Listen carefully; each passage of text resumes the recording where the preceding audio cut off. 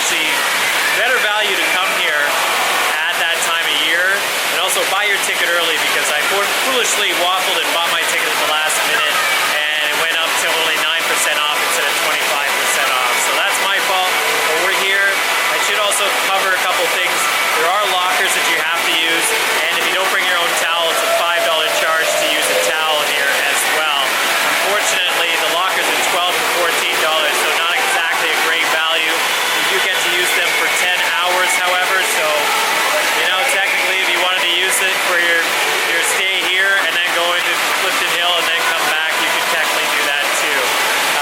But other than that, so the price overhead was almost about 75 bucks Canadian, even with discounts, just to visit this place today. But we're gonna have a quick look, give you my impressions on the slides, and that'll be Fallsview covered finally on the channel. All right, let's have a look.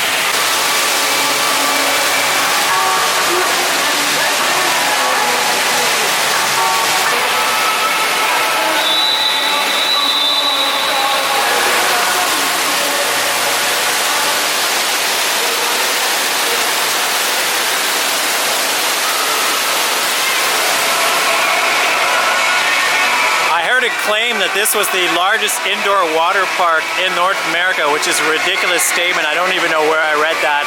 It's certainly not the case with World Water Park at West Edmonton Mall being the size that it is.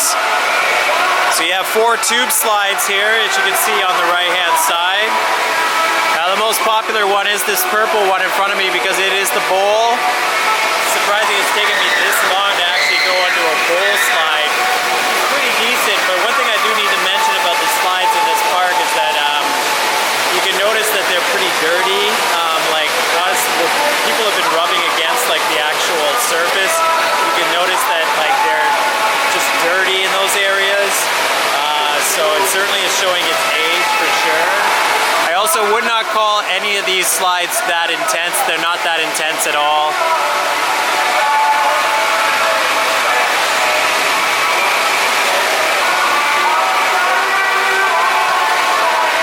Of course, have a wave pool. There is no water park these days without a wave pool.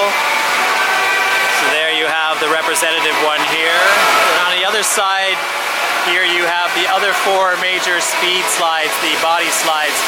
2 of them actually require a mat, which are the 2 on the right, which are the speed hill slides.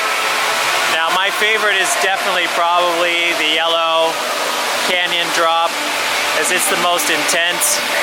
However, the orange slide next to it, because it's so dark when you actually go down its course, I would say it's a close second. It's actually a really good slide as well. The speed slides that require a mat, which are the purple and blue one next to that, yeah, they're a little anticlimactic. Nothing too great there. We have a rather nice outdoor pool setup here.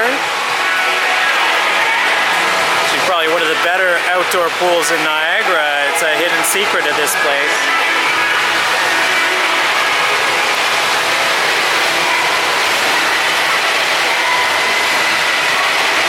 Unfortunately, no GoPros allowed on the slides, so we're just going to give you an idea of what they look like from up top, and I'll give you my reviews of them when we get back down at the bottom.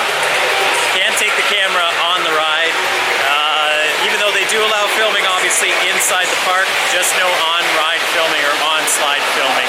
Park could certainly do with some improvements. You can see what I'm talking about the bowl looking a bit dirty from up here.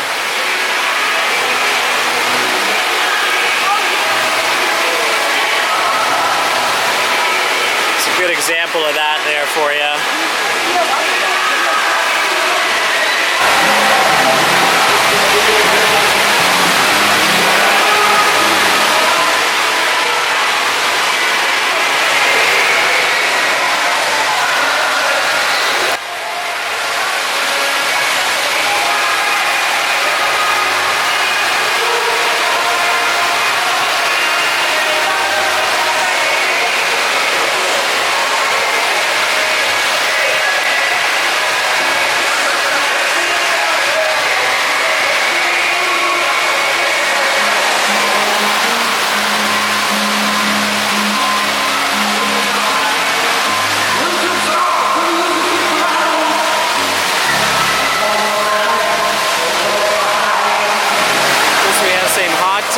were busier earlier. They're not too busy right now.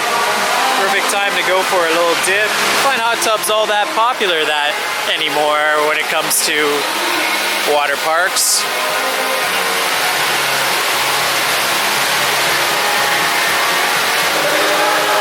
So you can find the canyon drop, which is probably my favorite. There we go. The most intense slide here.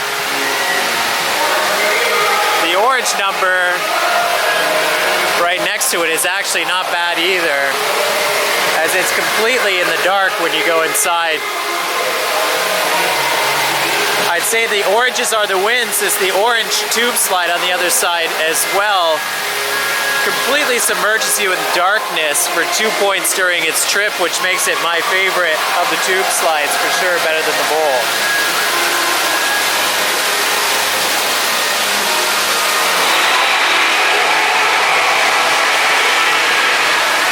None of these slides, unfortunately, we are going to be able to go on. And there's a fair amount of them. There's 3 other slides in total of a substantial size here.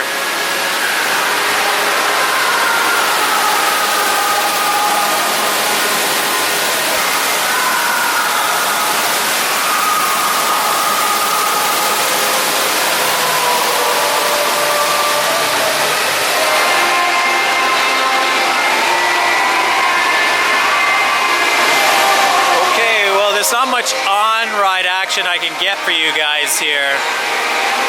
So I also just cover that the green slide above us, it also is a pretty impressive number, as it's completely enclosed for the majority of its ride. But it being not busy today, you can't really get too much coverage of what's going on with the slides themselves, but I definitely rated that highly. The bowl drop is actually pretty good too, but yeah, it's not exactly the most incredible of ride. And that's pretty much it. Like, there's not much really like thrilling in this park compared to some of the other water parks I've been to in the past, and even some of the water parks that I've been to 30 odd years ago, where the technology was a little bit more intense, let's say, as far as what they were willing to get away with on the slides today. So decent, but not amazing, that's for sure. Alright, that's going to be it here from the Niagara Falls Indoor Waterpark, or Fallsview Indoor Waterpark. I have to say that orange slide next to the yellow canyon drop was actually very intense and might be the best one. The first part, it really does hold a crazy amount of speed. I'm approximately 2 hours into this visit and I'm done, so all the major slides done, got enough of what I wanted. Is it great value for what I paid for, and comparing it to other water parks, I'm not so sure, but it is Niagara Falls. You can always be expected to pay a little bit more, including resort fees, for every experience that you get here. So definitely something that if kids like water parks is certainly worth it. There's more than enough for them to do here for sure. But stay tuned for my Great Wolf Lodge visit, which will no doubt happen some point in the future, and I'll be able to compare that to the offering that we have here. Great view over Clifton Hill, however, I will give it that.